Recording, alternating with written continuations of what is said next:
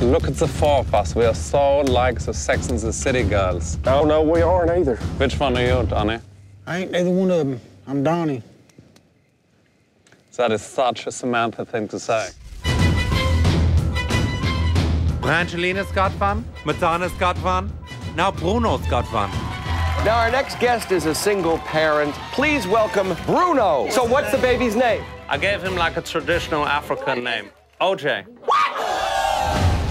Oh my gosh, you gotta be out of your mind. What type belt is that, candidate? D&G. What is D&G? Dolce & Gabbana, hello? Hello? How do you protect yourself from being attacked by homosexuals? They probably would attack them from behind. Boom! Whoops. This is ended. You gonna burn in hell for that one. How did you find your son? I swapped him. You swapped him? Swapped the baby for what? For an iPod.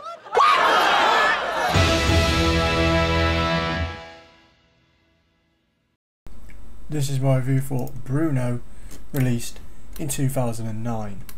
A few days ago I posted a review of Borat, and in that review I stated although I loved the film when I first saw it, it didn't stand up well on rewatches.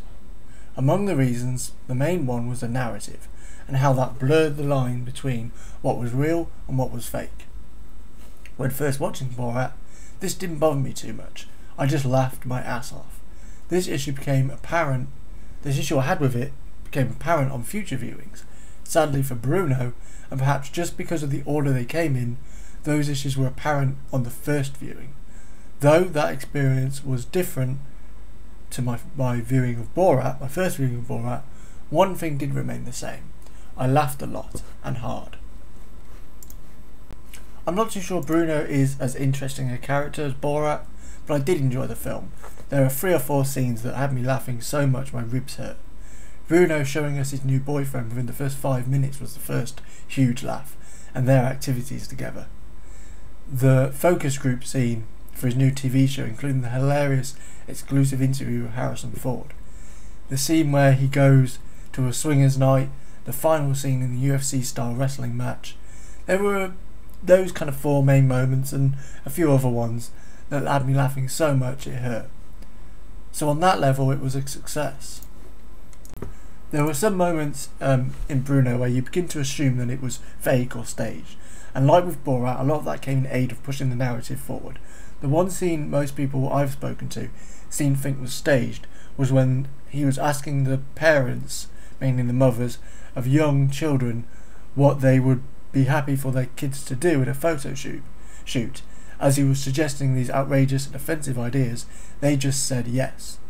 My feeling is that these were probably actresses and actors, or another explanation is that Sacha Baron Cohen as Bruno asked a totally different acceptable question and then edited their answer to make it sound like they were saying okay to outrageous stuff when really they were just saying okay to something normal.